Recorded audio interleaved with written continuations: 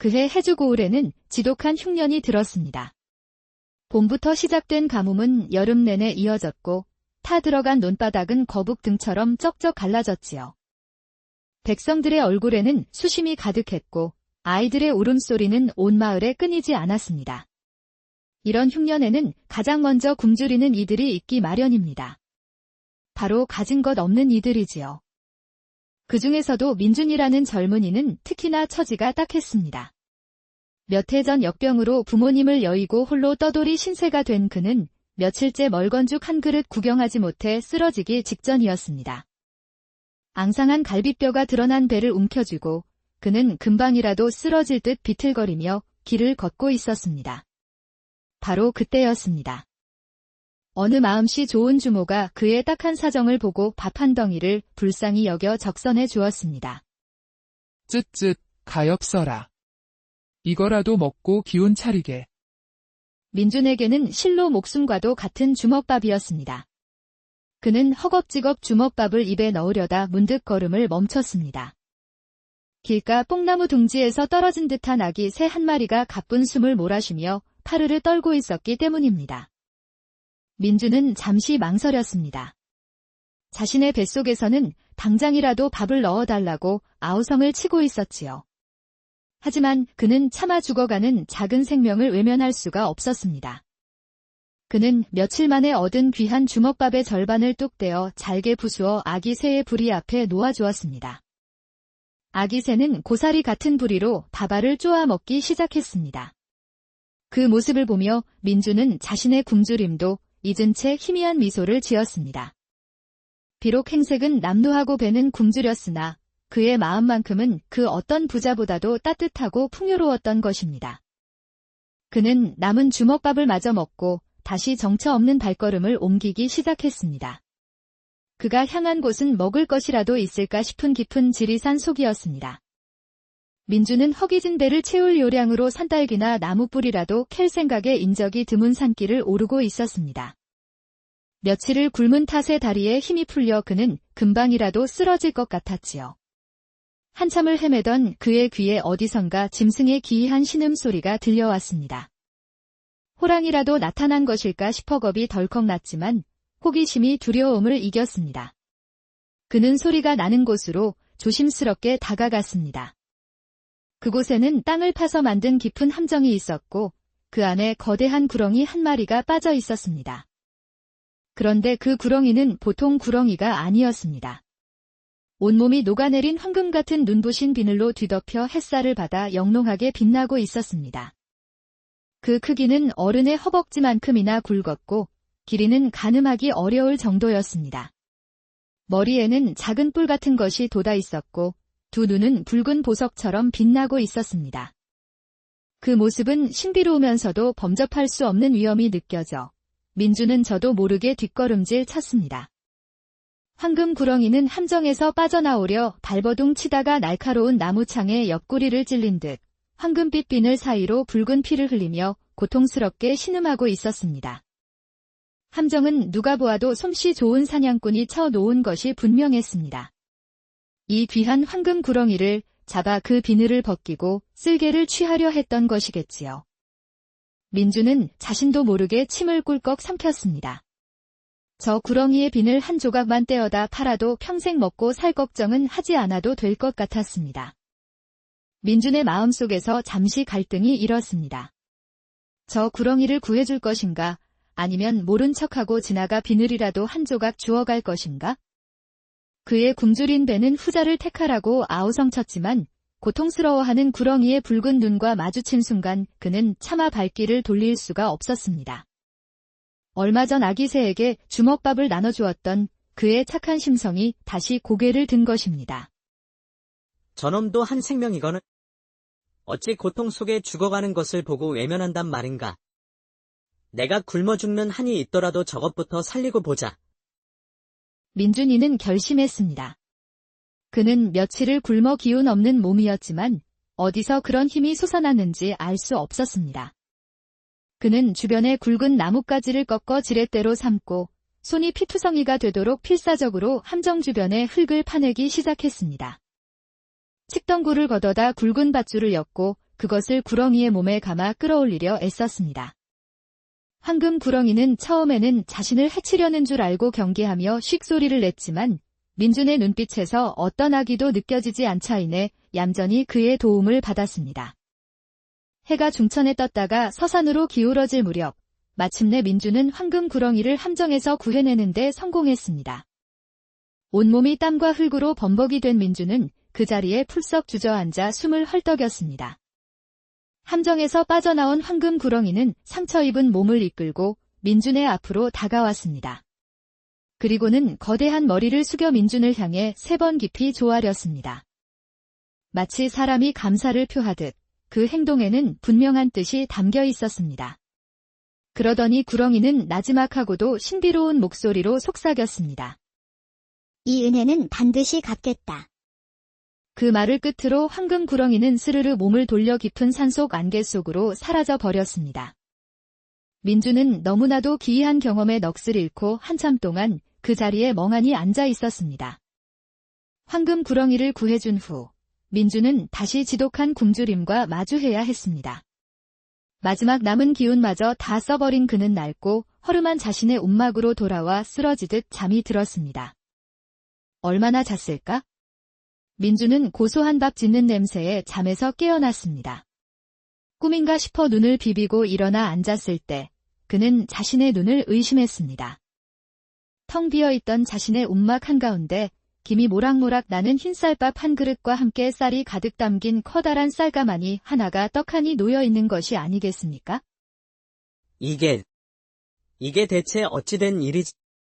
민준은 어리둥절하여 주변을 둘러보았습니다. 그때 그의 눈에 쌀가마니 옆에 놓인 작은 물건 하나가 들어왔습니다. 그것은 바로 햇살을 받아 영롱하게 빛나는 황금 비늘 한 조각이었습니다. 그제야 민준은 이 모든 것이 자신이 구해준 황금 구렁이의 소행임을 깨달았습니다. 그 구렁이가 정말 은혜를 갚으러 왔구나.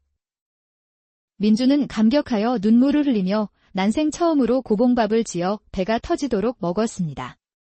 그런데 신기한 일이 벌어졌습니다.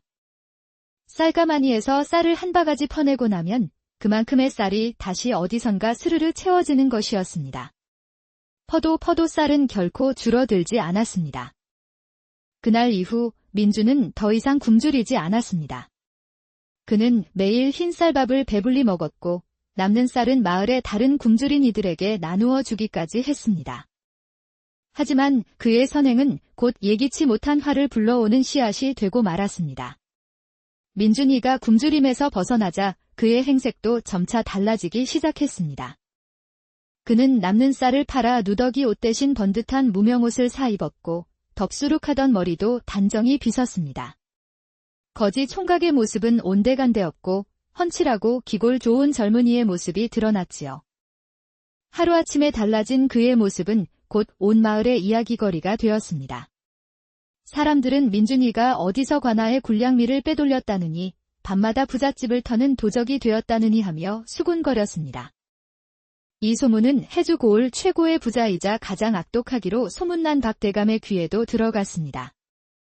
박대감은 극심한 흉년을 기회 삼아 마을의 쌀을 모조리 헐갑에 사들여 창고에 쌓아두고 쌀갑이 천정부지로 치솟기만을 기다리며 굶주린 백성들에게는 단 한 톨의 쌀도 팔지 않는 악독한 자였지요.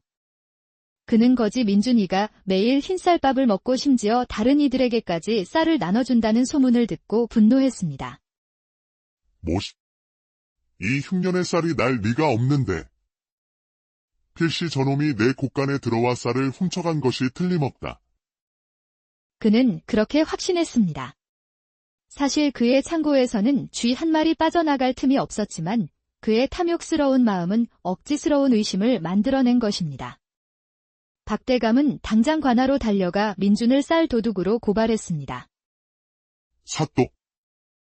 저 민준이라는 놈이 밤마다 제 곳간에 담을 넘어 쌀을 훔쳐가고 있나이다. 저놈을 당장 잡아들여 엄벌에 처해 주십시오. 마을 관아의 젊은 포교인 이 포교는 박대감의 말을 듣고 사건을 조사하기 시작했습니다. 이 포교는 본래 정의감은 있었으나 성정이 소심하여 마을의 가장 큰 어른인 박대감의 권세를 늘 어려워하던 터였습니다. 그는 마지못해 민준을 찾아가 그의 움막을 수색했습니다.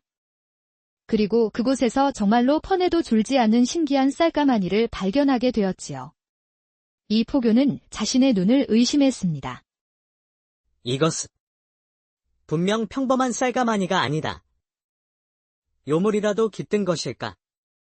그는 민준을 더욱 강하게 의심하며 그를 관아로 압송해 갔습니다. 민준은 졸지에 쌀도둑 누명을 쓰고 관아의 차가운 옥에 갇히는 신세가 되고 말았습니다. 민준은 차갑고 축축한 관아의 옥에 갇혀 뜬 눈으로 밤을 지새웠습니다. 억울하고 분했지만 자신의 신기한 쌀가마니에 대해 설명할 방법이 없었기에 그저 답답할 뿐이었습니다. 황금 구렁이가 준 쌀가마니라고 말해봤자 미친놈 취급을 받으며 매질만 더 당할 것이 뻔했기 때문입니다. 모든 것이 끝이라고 생각하며 절망에 빠져 있을 때였습니다. 한밤중 옥사 안으로 호련히 한 여인이 들어왔습니다. 옥문은 굳게 닫혀 있었고 옥졸들은 모두 잠들어 있었는데 그녀는 마치 연기처럼 혹은 달빛이 스며들듯 소리 없이 나타난 것입니다. 그녀는 눈부시게 아름다운 비단옷을 입고 있었고 그 미모는 웬만한 양반집 교수는 명함도 내밀지 못할 정도로 고고했습니다. 바로 황금 구렁이가 둔갑한 여인, 연화였습니다. 낭자는 뉘시오. 어찌하여 이곳에? 서방님, 저를 알아보지 못하시겠습니까? 며칠 전 서방님께서 목숨을 구해주신 산속의 그 구렁이입니다. 민준은 경악했습니다. 그 거대하고 신비롭던 황금 구렁이가 이토록 아름다운 여인으로 변하다니 도저히 믿을 수가 없었습니다. 제가 서방님의 은혜에 보답하고자 쌀을 보냈는데 그것이 오히려 화를 부를 줄은 몰랐습니다. 제 불찰입니다. 허나 염려치 마십시오. 제가 서방님의 억울한 누명을 벗겨드리겠습니다. 그녀는 밖에서 모든 것을 몰래 지켜보고 있던 이 포교를 향해 마치 그의 마음을 꿰뚫어 보기라도 한 듯 의미심장한 말을 던졌습니다. 이보시오, 포교나리. 지금 당장 민준을 풀어주시는 것이 좋을 것입니다. 진짜 쌀 도둑은 따로 있으니 말입니다. 사흘 뒤 동이 틀 무렵 박대감의 가장 큰 곡간을 다시 한번 살펴보시지요. 아주 재미있는 구경을 하시게 될 것입니다. 그 말을 끝으로 연화는 들어올 때와 마찬가지로 연기처럼 호련히 사라져 버렸습니다. 옥사에 숨어 모든 것을 지켜보고 있던 이 포교는 온몸에 소름이 돋았습니다. 저 여인은 대체 누구이며 어찌 이리 신출귀몰한 것인가? 그는 연화의 마지막 말이 마음에 걸려 사흘 뒤를 기다려보기로 했습니다. 그 사이 박대감은 자신의 계략이 성공했다고 믿으며 의기양양해 있었지요. 그는 흉년이 더욱 깊어져 쌀값이 폭등하기를 기다리며 몰래 마을 사람들의 눈을 피해 자신의 쌀을 더 깊은 산속의 비밀 창고로 빼돌리고 있었습니다. 마침내 연화가 말한 사흘째 되는 날 동이 틀 무렵이었습니다. 이 포교는 반신반의하는 마음으로 포졸 몇몇을 이끌고 박대감의 가장 큰 곡간으로 향했습니다. 이른 아침부터 무슨 일이오? 남의 집 곳간을 함부로 열다니. 박대감은 길길이 날뛰었지만 이 포교는 아랑곳하지 않고 곡간 문을 열었습니다. 그런데 이게 웬일입니까? 며칠 전까지만 해도 가득 차 있던 곡간의 쌀가마니들이 절반 이상이나 텅 비어 있는 것이 아니겠습니까? 이럴 리가. 어젯밤까지만 해도 멀쩡했는데? 도둑이야. 이 포교는 박대감의 당황한 모습에서 무언가 다른 꿍꿍이가 있음을 직감했습니다. 그는 포졸들에게 주변을 샅샅이 뒤지라고 명했습니다. 잠시 후 한 포졸이 곡간 뒤편에서 깊은 산속으로 이어진 선명한 수레바퀴 자국을 발견했습니다. 이 포교는 즉시 그 수레바퀴 자국을 따라갔습니다. 자국의 끝에는 위장된 막사로 가려진 비밀 창고가 있었고 그 안에는 박대감의 곡간에서 사라졌다던 쌀가마니들이 산더미처럼 쌓여 있었습니다. 쌀값을 올리기 위해 쌀을 빼돌린 박대감의 추악한 계략이 만천하에 드러나는 순간이었습니다. 사실 이 모든 것은 연화의 술수였습니다. 그녀는 자신의 신비한 능력으로 박대감의 비밀 창고를 알아냈고 밤사이에 몰래 그의 쌀을 옮겨놓아 스스로의 꾀에 스스로가 넘어가도록 만든 것이지요. 민주는 즉시 누명을 벗고 옥에서 풀려났습니다. 그리고 쌀 도둑 누명을 썼던 그가 오히려 박대감의 악행을 밝혀낸 의로운 청년으로 알려지게 되었습니다. 민준에게 보기 좋게 한 방 먹고 자신의 악행마저 드러날 위기에 처하자 박대감은 분노와 불안에 휩싸였습니다. 그러던 중 그는 얼마 전 자신이 고용했던 사냥꾼을 다시 만나게 되었습니다. 사냥꾼은 박대감에게 지난번 놓쳤던 황금 구렁이에 대한 이야기를 늘어놓았습니다.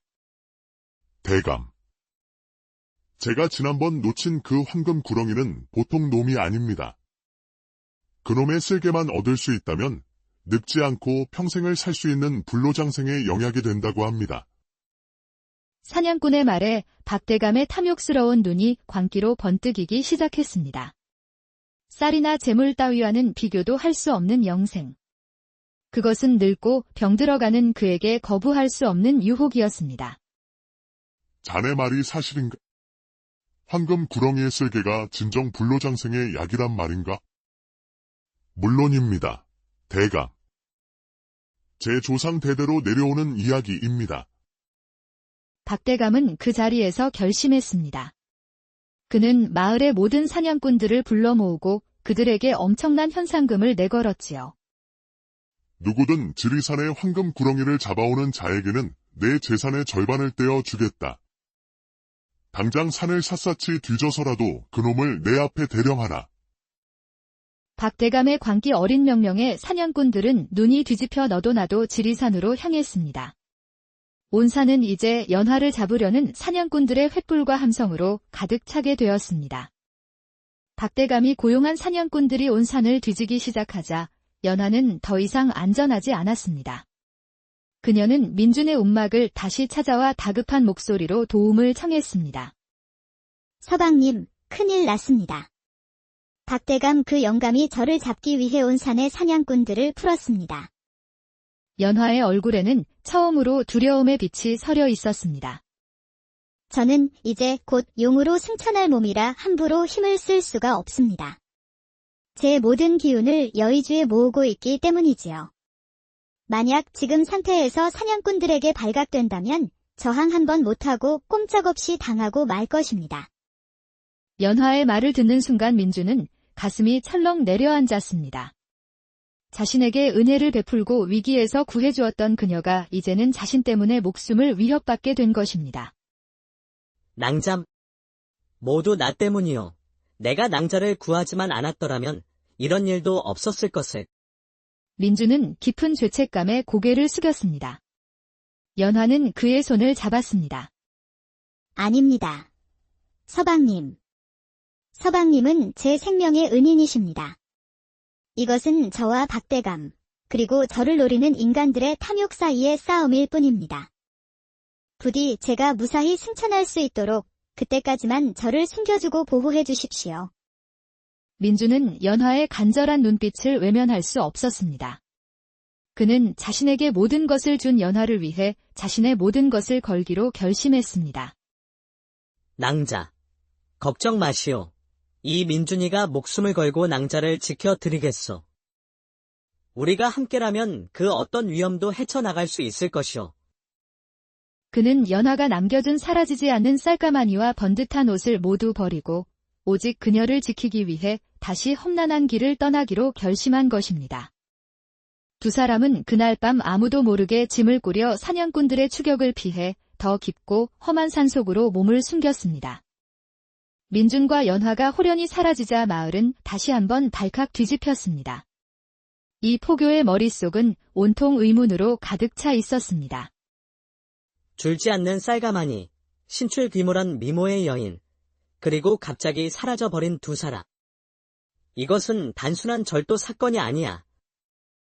그는 이 모든 사건의 배후에 인간의 상식을 뛰어넘는 무언가가 존재한다고 직감했습니다.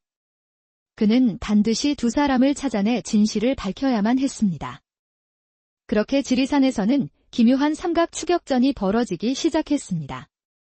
한쪽에서는 연화의 쓸개를 노리는 탐욕스러운 박대감의 사냥꾼들이, 다른 한쪽에서는 사건의 진실을 파헤치려는 이 포교가, 그리고 그들의 추격을 피해 민준과 연화는 험한 산속을 위태롭게 헤쳐나가고 있었습니다.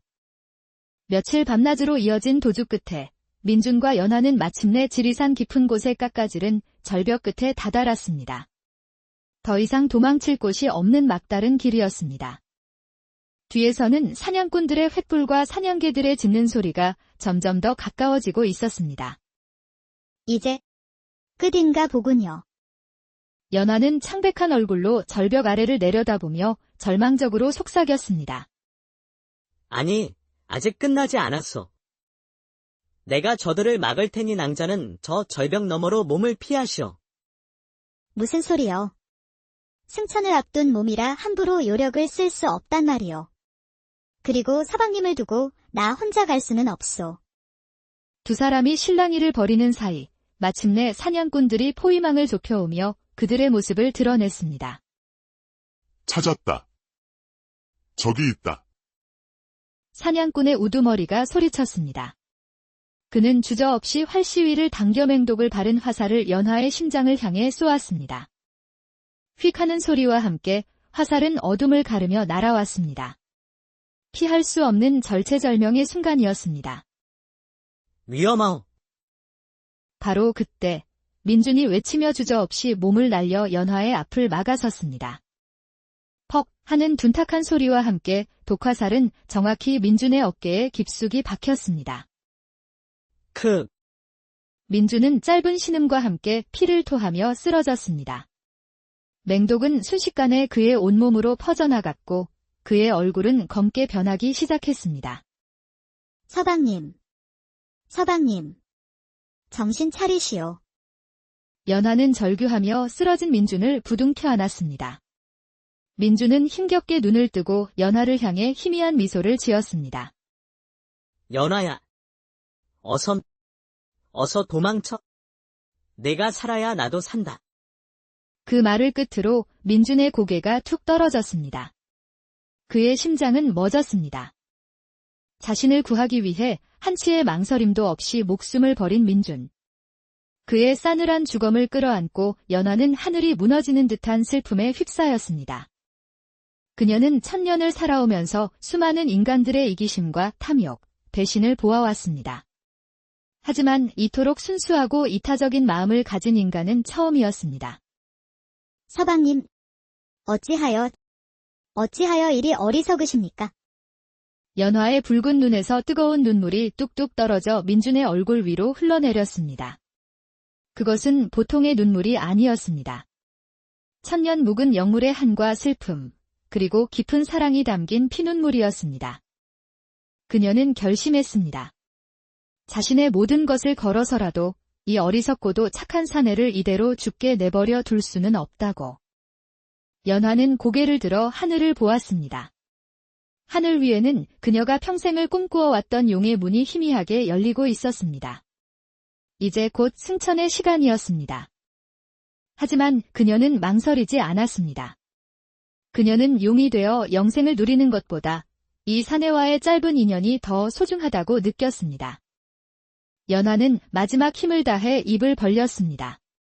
그러자 그녀의 입안에서 눈부시게 영롱한 빛을 내뿜는 구슬 하나가 천천히 솟아올랐습니다. 그것은 바로 그녀의 천년 묵은 정기와 모든 요력의 근원인 여의주였습니다. 여의주를 잃는다는 것은 용으로 승천하는 것을 포기하는 것이자 자신의 모든 힘을 잃는다는 것을 의미했습니다. 하지만 연화는 주저없이 자신의 분신과도 같은 여의주를 쓰러진 민준의 입안으로 넣어 주었습니다. 서방님, 이 은혜는 제가 저승에서 갚으려 했는데 아무래도 이승에서 먼저 갚아야겠습니다. 부디 다시 일어나십시오. 그녀의 목소리는 피눈물과 함께 흩어졌고 그녀의 몸을 감싸던 황금빛 기운도 서서히 사라져 갔습니다. 연화의 여의주가 민준의 몸 안으로 들어가는 순간 기적이 일어났습니다. 민준의 검게 변했던 얼굴에 서서히 혈색이 돌아오기 시작했습니다. 어깨에 박혔던 독화살은 저절로 빠져나오며 상처가 순식간에 아물었습니다. 멎었던 그의 심장이 다시금 힘차게 뛰기 시작했고 그는 깊은 잠에서 깨어나듯 천천히 눈을 떴습니다. 여긴 나는 살아있는 건가? 서방님, 정신이 드십니까? 여의주를 삼킨 그의 온몸에는 이전과는 비교할 수 없는 강력하고 신비한 기운이 넘쳐 흘렀습니다. 그는 더 이상 평범한 인간이 아니었습니다. 이 모든 기적적인 광경을 절벽 아래 숲속에 몸을 숨긴 채 한 사람이 숨죽여 지켜보고 있었습니다. 바로 두 사람을 끈질기게 추적해온 이 포교였습니다. 이 포교는 자신의 눈앞에서 벌어진 일을 도저히 믿을 수가 없었습니다. 그가 평생을 믿어왔던 인간, 세상의 법도와 상식이 완전히 무너져 내리는 순간이었습니다. 저들은 평범한 인간이 아니었구나. 민주는 도둑이 아니었고, 저 여인은 사람을 홀리는 요물이 아니었어. 내가 모든 것을 잘못 알고 있었구나. 이 포교는 경악과 함께 깊은 깨달음을 얻었습니다. 그는 이 사건이 더 이상 자신이 관여할 수 있는 차원의 일이 아니며 인간 세상의 법도만으로는 결코 해결할 수 없음을 직감했습니다. 사냥꾼들이 민준의 기세에 눌려 주춤하는 사이 이 포교는 조용히 몸을 돌려 관하로 향했습니다. 그의 머릿속은 앞으로 이 기묘한 사건을 어떻게 처리해야 할지에 대한 깊은 고뇌로 가득 차 있었습니다. 사냥꾼들을 물리치고 위기에서 벗어난 민준과 연화.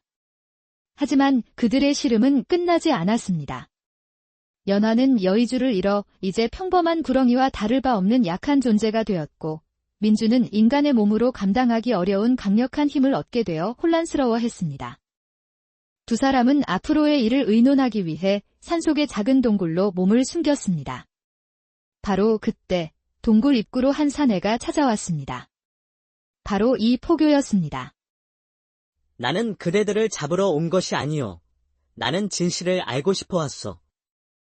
당신들은 대체 누구이며 박대감과는 어떤 악연으로 얽혀 있는 것이오? 민준과 연화는 서로의 얼굴을 바라보았습니다. 이 포교의 눈빛에는 진심이 담겨 있었습니다. 두 사람은 더 이상 숨길 것이 없다고 판단하고 그에게 모든 진실을 털어놓았습니다. 모든 이야기를 들은 이 포교는 깊은 한숨을 내쉬었습니다. 참으로 기구하고도 놀라운 이야기로군. 나는 관아의 포교로서 법도를 따라야 하는 몸이요. 법도에 따르면 그대들은 죄인이요.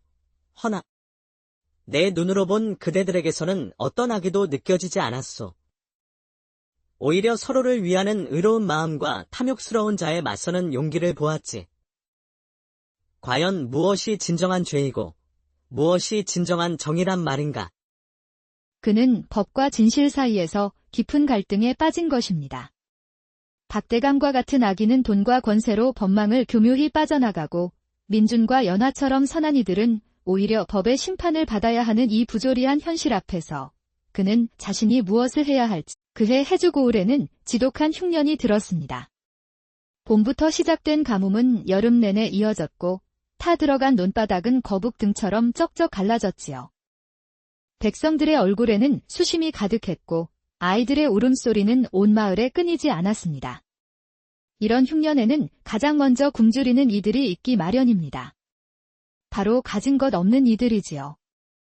그 중에서도 민준이라는 젊은이는 특히나 처지가 딱했습니다. 몇 해 전 역병으로 부모님을 여의고 홀로 떠돌이 신세가 된 그는 며칠째 멀건죽 한 그릇 구경하지 못해 쓰러지기 직전이었습니다. 앙상한 갈비뼈가 드러난 배를 움켜쥐고 그는 금방이라도 쓰러질 듯 비틀거리며 길을 걷고 있었습니다. 바로 그때였습니다. 어느 마음씨 좋은 주모가 그의 딱한 사정을 보고 밥 한 덩이를 불쌍히 여겨 적선해 주었습니다. 쯧쯧, 가엾어라. 이거라도 먹고 기운 차리게. 민준에게는 실로 목숨과도 같은 주먹밥이었습니다. 그는 허겁지겁 주먹밥을 입에 넣으려다 문득 걸음을 멈췄습니다.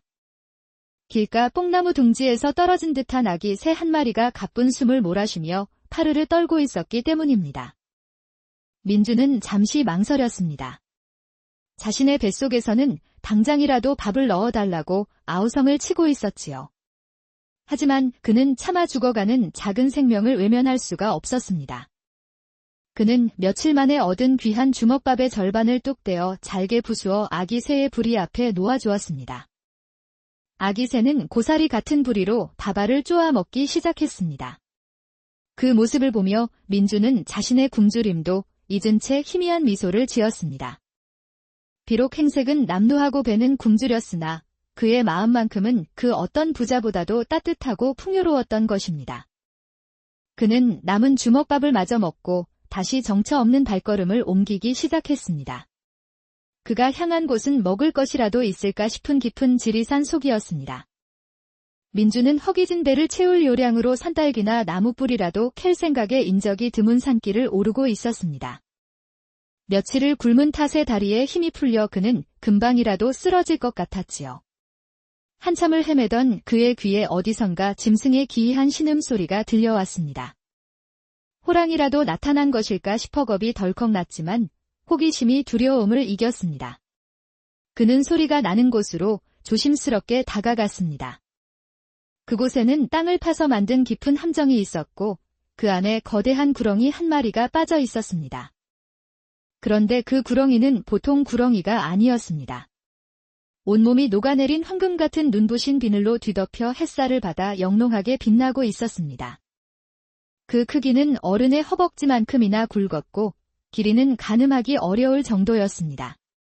머리에는 작은 뿔 같은 것이 돋아 있었고 두 눈은 붉은 보석처럼 빛나고 있었습니다. 그 모습은 신비로우면서도 범접할 수 없는 위험이 느껴져 민주는 저도 모르게 뒷걸음질 쳤습니다. 황금 구렁이는 함정에서 빠져나오려 발버둥 치다가 날카로운 나무창에 옆구리를 찔린 듯 황금빛 비늘 사이로 붉은 피를 흘리며 고통스럽게 신음하고 있었습니다. 함정은 누가 보아도 솜씨 좋은 사냥꾼이 쳐놓은 것이 분명했습니다. 이 귀한 황금 구렁이를 잡아 그 비늘을 벗기고 쓸개를 취하려 했던 것이겠지요. 민주는 자신도 모르게 침을 꿀꺽 삼켰습니다. 저 구렁이의 비늘 한 조각만 떼어다 팔아도 평생 먹고 살 걱정은 하지 않아도 될 것 같았습니다. 민준의 마음속에서 잠시 갈등이 일었습니다. 저 구렁이를 구해줄 것인가, 아니면 모른 척하고 지나가 비늘이라도 한 조각 주워갈 것인가? 그의 굶주린 배는 후자를 택하라고 아우성쳤지만 고통스러워하는 구렁이의 붉은 눈과 마주친 순간 그는 차마 발길을 돌릴 수가 없었습니다. 얼마 전 아기새에게 주먹밥을 나눠주었던 그의 착한 심성이 다시 고개를 든 것입니다. 저놈도 한 생명이거늘. 어찌 고통 속에 죽어가는 것을 보고 외면한단 말인가. 내가 굶어 죽는 한이 있더라도 저것부터 살리고 보자. 민준이는 결심했습니다. 그는 며칠을 굶어 기운 없는 몸이었지만 어디서 그런 힘이 솟아났는지 알 수 없었습니다. 그는 주변의 굵은 나뭇가지를 꺾어 지렛대로 삼고 손이 피투성이가 되도록 필사적으로 함정 주변의 흙을 파내기 시작했습니다. 칡덩굴을 걷어다 굵은 밧줄을 엮고 그것을 구렁이의 몸에 감아 끌어올리려 애썼습니다. 황금 구렁이는 처음에는 자신을 해치려는 줄 알고 경계하며 쉭소리를 냈지만 민준의 눈빛에서 어떤 악의도 느껴지지 않자이내 얌전히 그의 도움을 받았습니다. 해가 중천에 떴다가 서산으로 기울어질 무렵 마침내 민준은 황금 구렁이를 함정에서 구해내는 데 성공했습니다. 온몸이 땀과 흙으로 범벅이 된 민준은 그 자리에 풀썩 주저앉아 숨을 헐떡였습니다. 함정에서 빠져나온 황금 구렁이는 상처 입은 몸을 이끌고 민준의 앞으로 다가왔습니다. 그리고는 거대한 머리를 숙여 민준을 향해 3번 깊이 조아렸습니다. 마치 사람이 감사를 표하듯 그 행동에는 분명한 뜻이 담겨 있었습니다. 그러더니 구렁이는 나지막하고도 신비로운 목소리로 속삭였습니다. 이 은혜는 반드시 갚겠다. 그 말을 끝으로 황금 구렁이는 스르르 몸을 돌려 깊은 산속 안개 속으로 사라져 버렸습니다. 민주는 너무나도 기이한 경험에 넋을 잃고 한참 동안 그 자리에 멍하니 앉아 있었습니다. 황금 구렁이를 구해준 후 민주는 다시 지독한 굶주림과 마주해야 했습니다. 마지막 남은 기운마저 다 써버린 그는 낡고 허름한 자신의 움막으로 돌아와 쓰러지듯 잠이 들었습니다. 얼마나 잤을까? 민주는 고소한 밥 짓는 냄새에 잠에서 깨어났습니다. 꿈인가 싶어 눈을 비비고 일어나 앉았을 때 그는 자신의 눈을 의심했습니다. 텅 비어있던 자신의 움막 한가운데 김이 모락모락 나는 흰쌀밥 한 그릇과 함께 쌀이 가득 담긴 커다란 쌀가마니 하나가 떡하니 놓여있는 것이 아니겠습니까? 이게 대체 어찌된 일이지? 민주는 어리둥절하여 주변을 둘러보았습니다. 그때 그의 눈에 쌀가마니 옆에 놓인 작은 물건 하나가 들어왔습니다. 그것은 바로 햇살을 받아 영롱하게 빛나는 황금 비늘 한 조각이었습니다. 그제야 민주는 이 모든 것이 자신이 구해준 황금 구렁이의 소행임을 깨달았습니다. 그 구렁이가 정말 은혜를 갚으러 왔구나. 민주는 감격하여 눈물을 흘리며 난생 처음으로 고봉밥을 지어 배가 터지도록 먹었습니다. 그런데 신기한 일이 벌어졌습니다. 쌀가마니에서 쌀을 한 바가지 퍼내고 나면 그만큼의 쌀이 다시 어디선가 스르르 채워지는 것이었습니다. 퍼도 쌀은 결코 줄어들지 않았습니다. 그날 이후 민주는 더 이상 굶주리지 않았습니다. 그는 매일 흰 쌀밥을 배불리 먹었고 남는 쌀은 마을의 다른 굶주린 이들에게 나누어 주기까지 했습니다. 하지만 그의 선행은 곧 예기치 못한 화를 불러오는 씨앗이 되고 말았습니다. 민준이가 굶주림에서 벗어나자 그의 행색도 점차 달라지기 시작했습니다.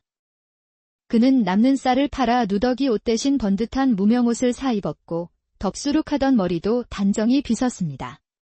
거지 총각의 모습은 온데간데없고 훤칠하고 기골 좋은 젊은이의 모습이 드러났지요. 하루아침에 달라진 그의 모습은 곧 온 마을의 이야기거리가 되었습니다. 사람들은 민준이가 어디서 관아의 군량미를 빼돌렸다느니 밤마다 부잣집을 터는 도적이 되었다느니 하며 수군거렸습니다. 이 소문은 해주고을 최고의 부자이자 가장 악독하기로 소문난 박대감의 귀에도 들어갔습니다. 박대감은 극심한 흉년을 기회 삼아 마을의 쌀을 모조리 헐갑에 사들여 창고에 쌓아두고 쌀값이 천정부지로 치솟기만을 기다리며 굶주린 백성들에게는 단 한 톨의 쌀도 팔지 않는 악독한 자였지요. 그는 거지 민준이가 매일 흰쌀밥을 먹고 심지어 다른 이들에게까지 쌀을 나눠준다는 소문을 듣고 분노했습니다. 이 흉년의 쌀이 날 리가 없는데. 필시 저놈이 내 곳간에 들어와 쌀을 훔쳐간 것이 틀림없다. 그는 그렇게 확신했습니다. 사실 그의 창고에서는 쥐 한 마리 빠져나갈 틈이 없었지만 그의 탐욕스러운 마음은 억지스러운 의심을 만들어낸 것입니다. 박대감은 당장 관아로 달려가 민준을 쌀 도둑으로 고발했습니다. 사또. 저 민준이라는 놈이 밤마다 제 곳간에 담을 넘어 쌀을 훔쳐가고 있나이다. 저놈을 당장 잡아들여 엄벌에 처해 주십시오. 마을 관아의 젊은 포교인 이 포교는 박대감의 말을 듣고 사건을 조사하기 시작했습니다.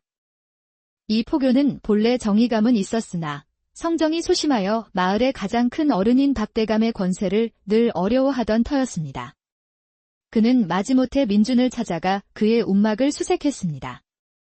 그리고 그곳에서 정말로 퍼내도 줄지 않는 신기한 쌀가마니를 발견하게 되었지요. 이 포교는 자신의 눈을 의심했습니다. 이것은 분명 평범한 쌀가마니가 아니다. 요물이라도 깃든 것일까? 그는 민준을 더욱 강하게 의심하며 그를 관아로 압송해 갔습니다. 민준은 졸지에 쌀도둑 누명을 쓰고 관아의 차가운 옥에 갇히는 신세가 되고 말았습니다.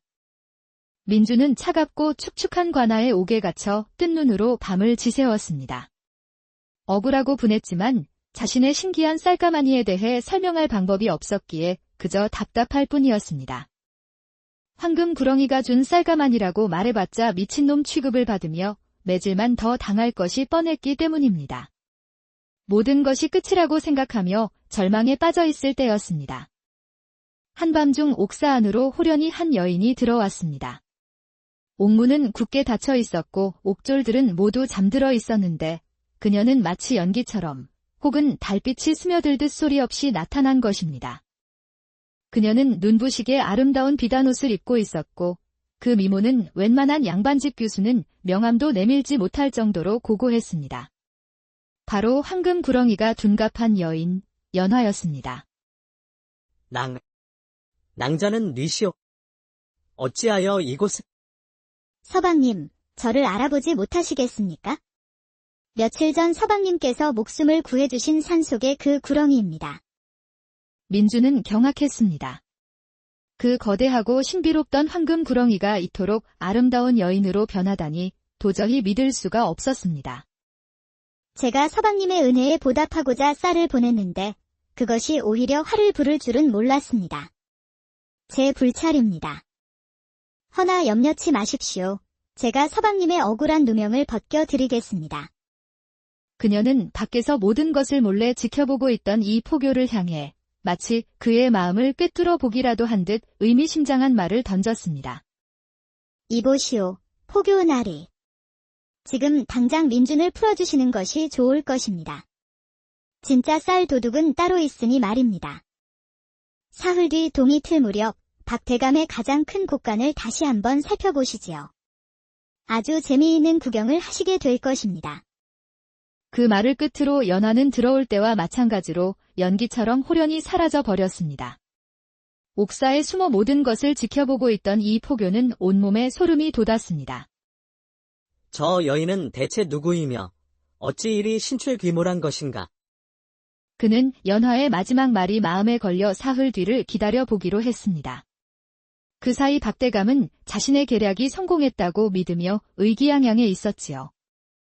그는 흉년이 더욱 깊어져 쌀값이 폭등하기를 기다리며 몰래 마을 사람들의 눈을 피해 자신의 쌀을 더 깊은 산속의 비밀 창고로 빼돌리고 있었습니다.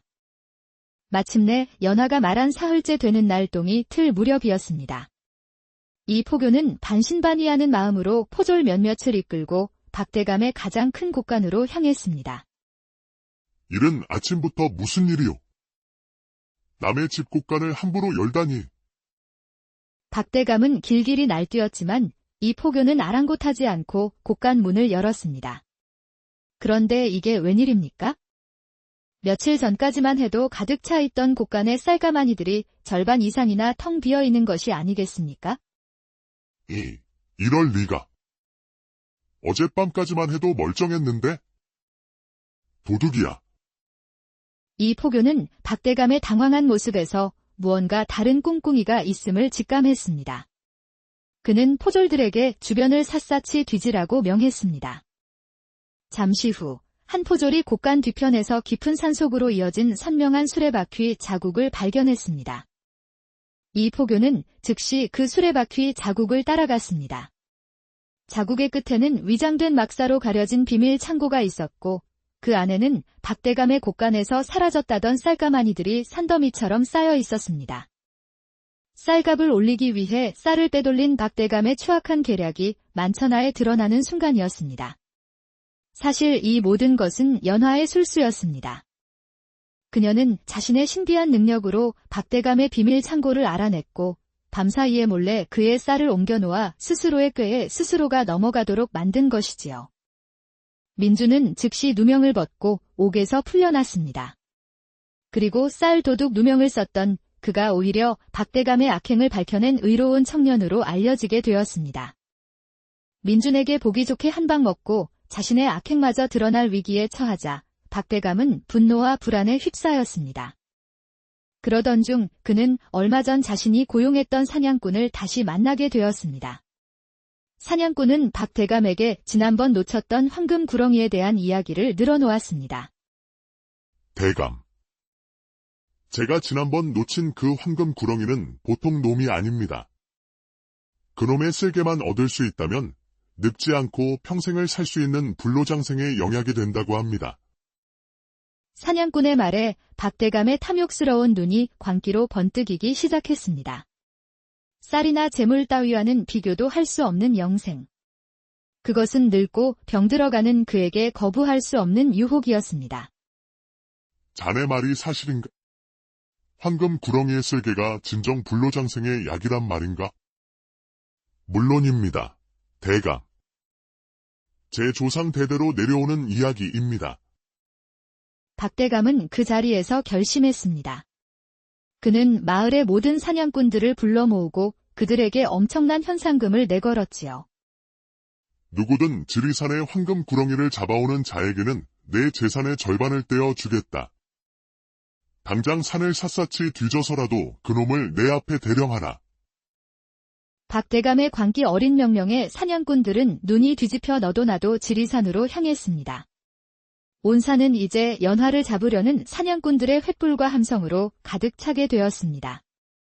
박대감이 고용한 사냥꾼들이 온 산을 뒤지기 시작하자 연화는 더 이상 안전하지 않았습니다.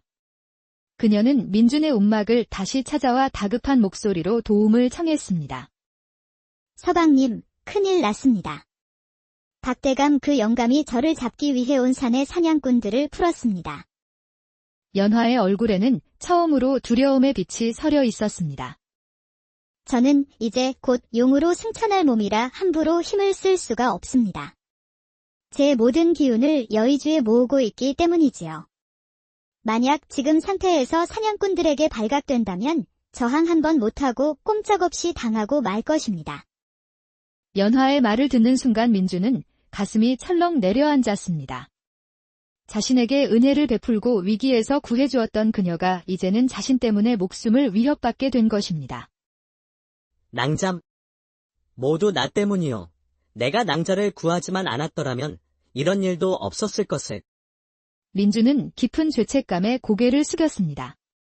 연화는 그의 손을 잡았습니다. 아닙니다. 서방님. 서방님은 제 생명의 은인이십니다. 이것은 저와 박대감, 그리고 저를 노리는 인간들의 탐욕 사이의 싸움일 뿐입니다. 부디 제가 무사히 승천할 수 있도록 그때까지만 저를 숨겨주고 보호해 주십시오. 민주는 연화의 간절한 눈빛을 외면할 수 없었습니다. 그는 자신에게 모든 것을 준 연화를 위해 자신의 모든 것을 걸기로 결심했습니다. 낭자. 걱정 마시오. 이 민준이가 목숨을 걸고 낭자를 지켜드리겠소. 우리가 함께라면 그 어떤 위험도 헤쳐나갈 수 있을 것이오. 그는 연화가 남겨준 사라지지 않는 쌀가마니와 번듯한 옷을 모두 버리고 오직 그녀를 지키기 위해 다시 험난한 길을 떠나기로 결심한 것입니다. 두 사람은 그날 밤 아무도 모르게 짐을 꾸려 사냥꾼들의 추격을 피해 더 깊고 험한 산속으로 몸을 숨겼습니다. 민준과 연화가 홀연히 사라지자 마을은 다시 한번 발칵 뒤집혔습니다. 이 포교의 머릿속은 온통 의문으로 가득 차 있었습니다. 줄지 않는 쌀가마니, 신출귀몰한 미모의 여인, 그리고 갑자기 사라져버린 두 사람. 이것은 단순한 절도 사건이 아니야. 그는 이 모든 사건의 배후에 인간의 상식을 뛰어넘는 무언가가 존재한다고 직감했습니다. 그는 반드시 두 사람을 찾아내 진실을 밝혀야만 했습니다. 그렇게 지리산에서는 기묘한 삼각 추격전이 벌어지기 시작했습니다.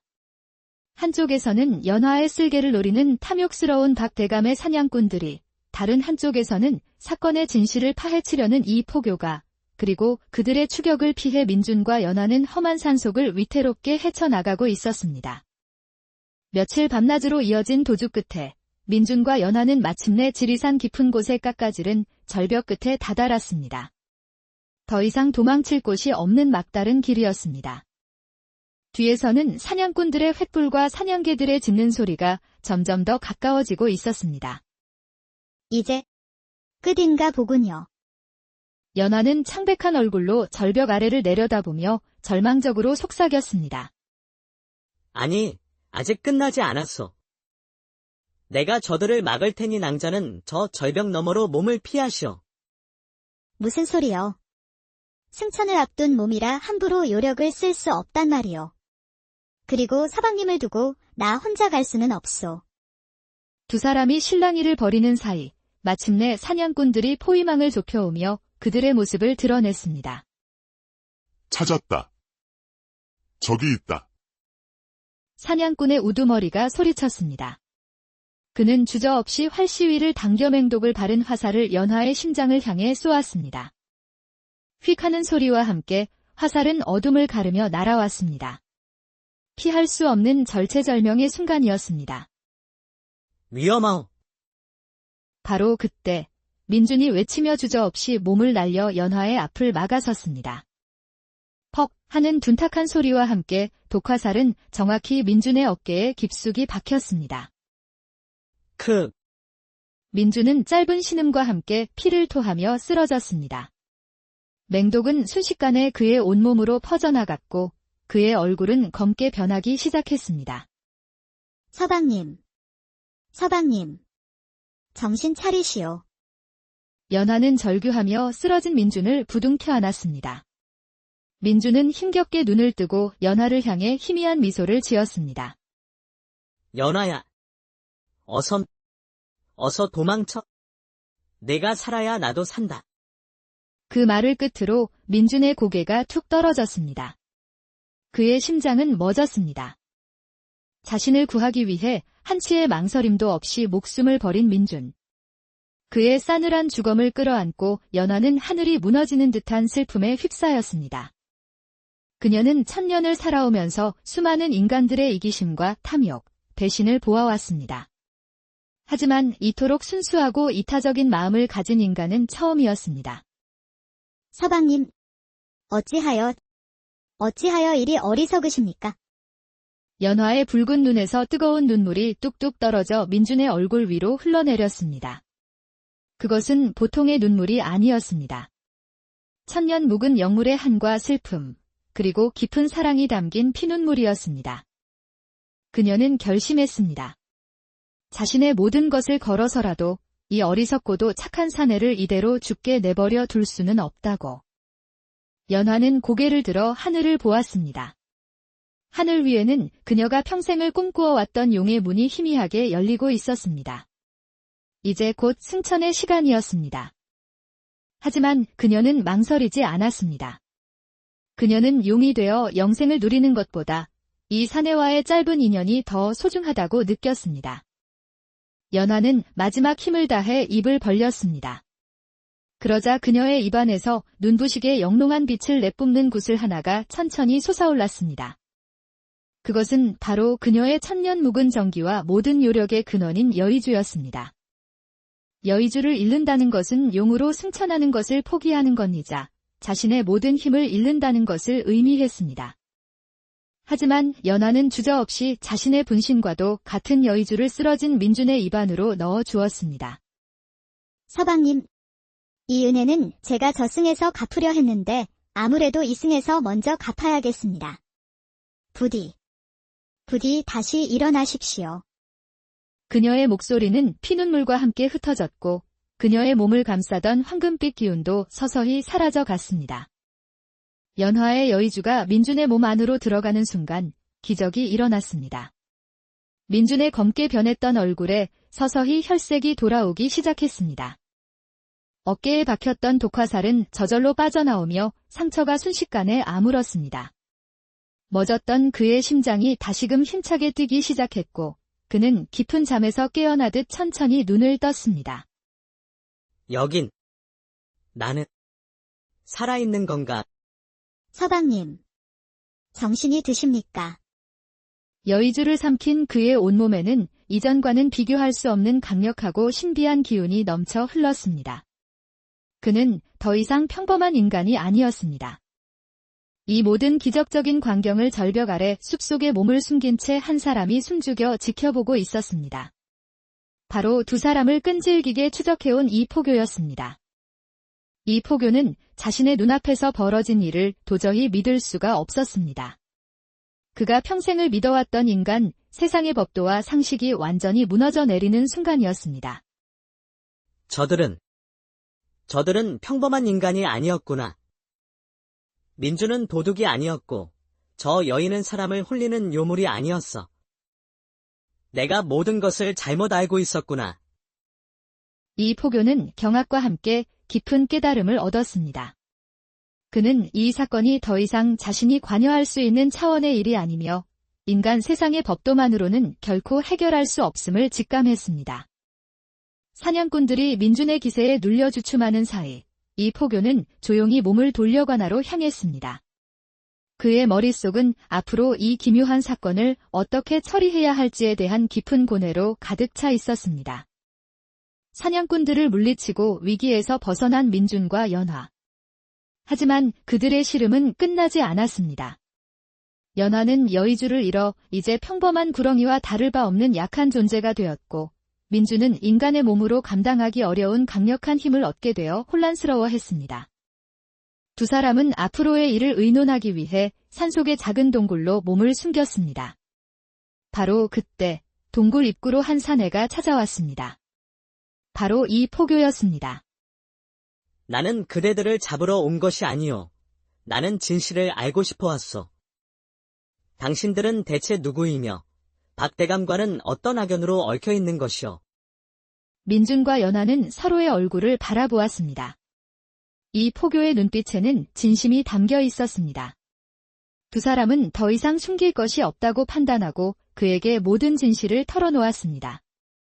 모든 이야기를 들은 이 포교는 깊은 한숨을 내쉬었습니다. 참으로 기구하고도 놀라운 이야기로군. 나는 관아의 포교로서 법도를 따라야 하는 몸이요. 법도에 따르면 그대들은 죄인이요. 허나 내 눈으로 본 그대들에게서는 어떤 악의도 느껴지지 않았소. 오히려 서로를 위하는 의로운 마음과 탐욕스러운 자에 맞서는 용기를 보았지. 과연 무엇이 진정한 죄이고 무엇이 진정한 정의란 말인가? 그는 법과 진실 사이에서 깊은 갈등에 빠진 것입니다. 박대감과 같은 악인은 돈과 권세로 법망을 교묘히 빠져나가고 민준과 연하처럼 선한 이들은 오히려 법의 심판을 받아야 하는 이 부조리한 현실 앞에서 그는 자신이 무엇을 해야 할지 그해 해주고울에는 지독한 흉년이 들었습니다. 봄부터 시작된 가뭄은 여름 내내 이어졌고 타 들어간 논바닥은 거북 등처럼 쩍쩍 갈라졌지요. 백성들의 얼굴에는 수심이 가득했고 아이들의 울음소리는 온 마을에 끊이지 않았습니다. 이런 흉년에는 가장 먼저 굶주리는 이들이 있기 마련입니다.